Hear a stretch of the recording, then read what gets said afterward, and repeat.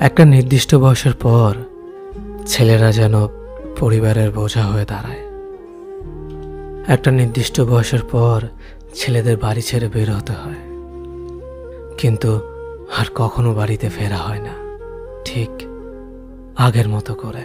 School ছুটি হলে যেমনটা বাড়ি ফিরে আসতো। একটা নির্দিষ্ট বয়সের পর ছেলেদের জন্য পৃথিবীটা কঠিন হয়ে দাঁড়ায়। কেউ পাশে থাকে না তখন। পরিবার সে তো আগেই জানিয়ে দেয়, এখন নিজের পথ নিজে মাপো। একটা নির্দিষ্ট বয়সের পর বাবা মার আদর আর পায় না আগের মতো করে। ব্যবহারে বুঝিয়ে দেয় নিজের প্রয়োজন নিজে মেটাতে পারো না, আবার আদর চাও কেন। একটা নির্দিষ্ট বয়সের পর ছেলেরা ডিপ্রেশনে ভুগতে থাকে। আর হ্যাঁ, সেটা ক্যারিয়ারের জন্য, নয়তো যে পরিবার তাকে সন্তান স্বীকৃতি দিতে লজ্জা পায়। একটা নির্দিষ্ট বয়সের পরে পরিবারের কাছে সামান্য কিছু আবদার করার যোগ্যতা হারিয়ে ফেলে ছেলেরা।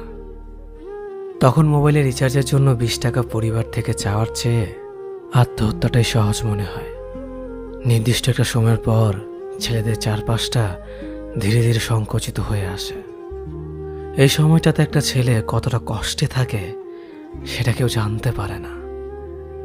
একটা নির্দিষ্ট সময়ের পর পৃথিবী জানিয়ে দেয় তুমি সোনার চামচ মুখে নিয়ে জন্মাওনি। তখন পৃথিবী তোমাকে একা ছেড়ে দিবে।